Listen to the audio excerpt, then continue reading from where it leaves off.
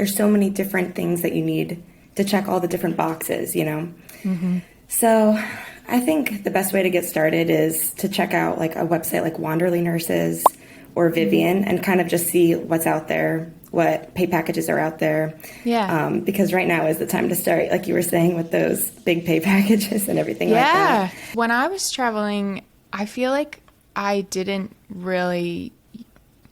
I don't know if maybe traveling... I feel like traveling has become a lot more popular in the last few years. Like when I started in 2017, and I mean, websites like Wanderly or Vivian, like I had never even heard of. I was just using, like, I think I used like word of mouth, and I think I got started because there was a traveler on my permanent unit, and she was the first, you know, I had never met another traveler before, and she was just very, I don't know, she would do her job and, you know, just 12 hours and go home, and, you know, it seemed like she had so much flexibility and freedom. And I mean, I used her recruiter. Yeah. Because I think if you have like another travel nurse that you know, I think talking to as many people as possible, getting as much information as possible, going on blogs, listening to podcasts, obviously.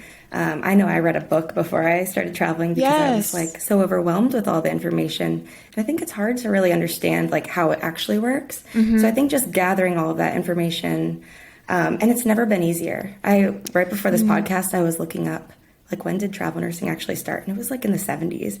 Can you imagine? Yeah, I know. I remember I read a book too. Highway Hypodermics. Me too. Yes. Is that the book? That's the one I read. Yeah. Yeah. No, I read that. And it was super helpful. I remember seeing that in that book, and them being like, you know, I think it's started, and I was like, that's crazy to me because I feel like I had just started hearing about it, like blowing up in the last few years. But I feel like if you were a travel nurse in like the 70s or the 80s, I mean, where do you even hear about these jobs, first of all? Because there's no like internet at this point. So I don't even know how they found out about it. But, and then you're driving across the country with no GPS, and like, I don't even know how you would get started. So I feel like now it's easier than ever before. There's so many different resources. You just have to kind of go out and find them. But yeah, just gathering that basic information and kind of figuring out, okay, like where am I interested in going, and what jobs are even out there? Because I think a lot of the time, at least like when I was starting out, I was like, I only want to go to San Diego. Like I was very set on a certain place, which I did end up getting, which I was lucky. But I think sometimes you don't get your first choice. Yeah. So I think it's really good to like just be open, see what's out there, and then get that state license. And that's like a really good place to start. Yeah, absolutely.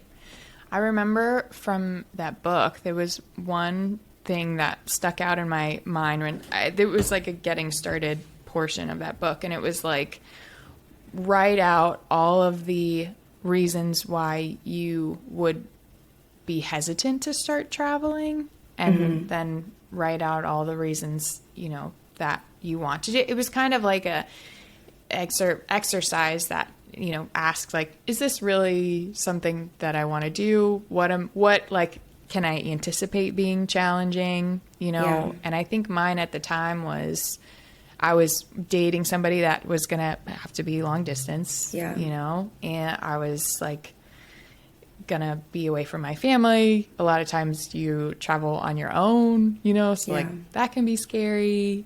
Like that, I think those are my challenges. And then obviously my advantages were, this is something I've wanted to do for a really long time. Like I can make more money as a traveler than, you know, I can pay off loans. I can see places I've never you know, I can live somewhere instead of just like being a tourist for the weekend, you know? Yeah. I think writing out the pros and cons list is a really good way to start out too. And there's always going to be fears, I think. Yeah. I mean, I know I was really scared too, but I think if you're interested in it and you know that you already are interested in it, I think you just need to go for it, because I think the only thing that ends up holding you back is your fear. Sure. And then I think once you actually conquer that fear, it's huge.